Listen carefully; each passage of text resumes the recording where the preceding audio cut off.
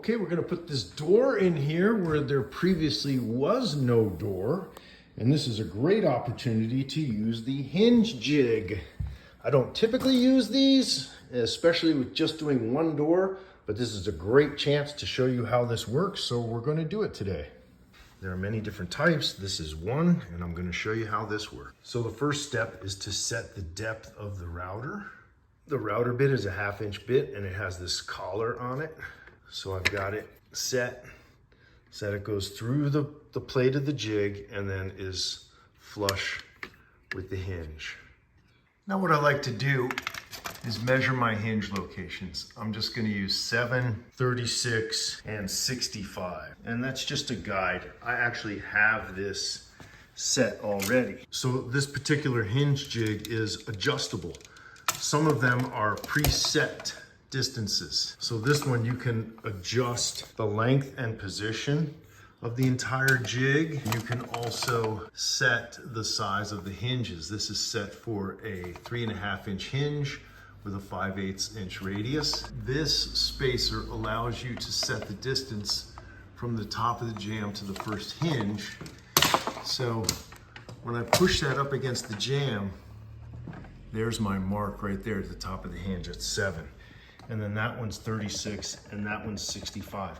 They don't have to be exactly that, but I just like to use that as a general guide so I know I'm in the right place. Now, how do I know where the jig goes this way? They give you these boxes. The small box is for 1 3/4, the large box is for 1 3/8. And that's what we're installing, an 1 3/8 interior door. So that large box goes right along the edge of the jamb. So it's gonna go right there, and then we have to put a nail in that hole right there.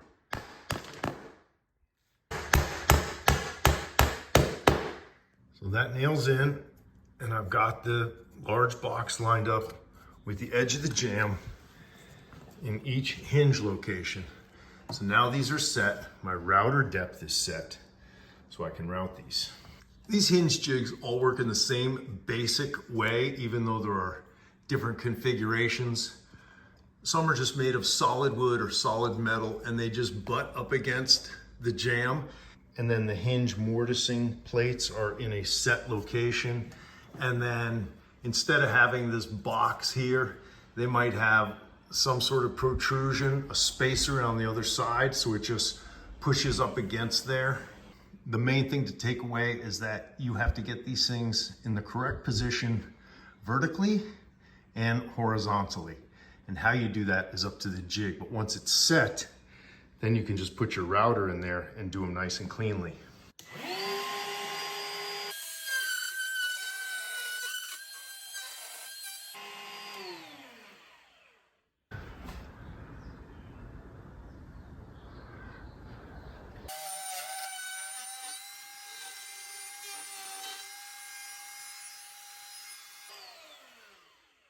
You see, that's quick and easy and very accurate.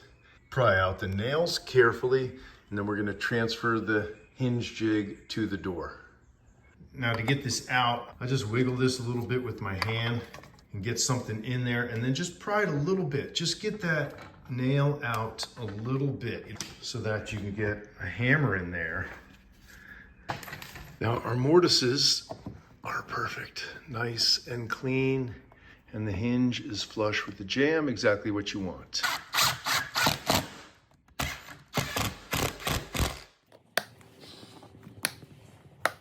Now we determined that the door is going to be positioned in this way. Since there's my top hinge pin, I marked this top pin. So I know my top pin is going to go right here, so I can take this outside to do the mortising.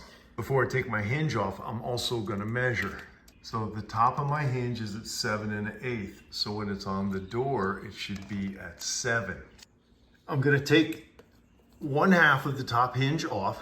So there's 7 inches from the top of the door. So when I put my jig on, it should be there. It doesn't have to be exact, but if it's way off, I knew I did something wrong. So I just like to put that there as a safety measure. This is how we had the mortising jig mounted on the wall. So we can't just place it this way on the door because it's backwards, it doesn't work.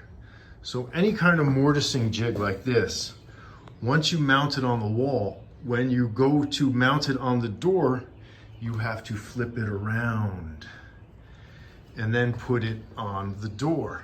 So a couple things to think about. When you have the solid jig, one piece wood or metal, these holes are all preset. Nothing is adjustable.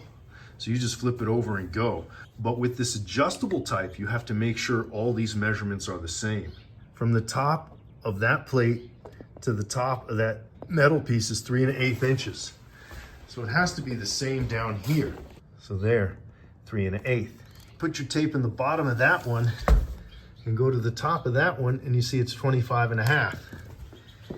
And if you flip it around, go to the bottom of that one to the top of that one, it's 25 1/2. So everything is set.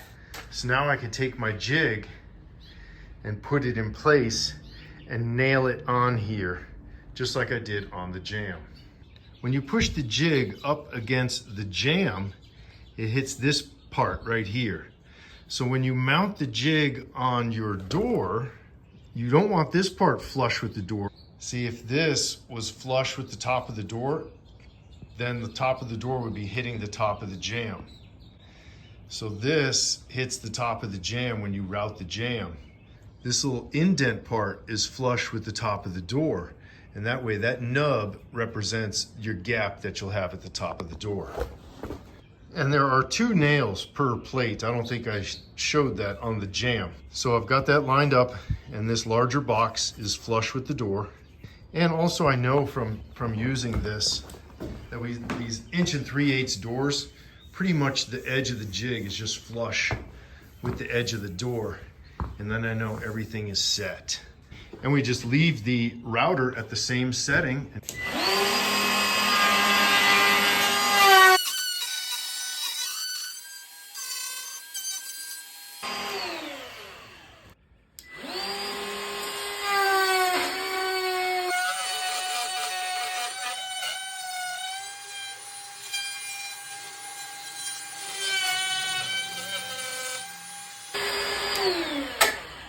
And with those done, we'll take it off, put in the top hinge. You get those all cleaned up, look at that. That's the joy of using that jig, nice and clean, professional looking. 2 screws only, just in case I gotta move it.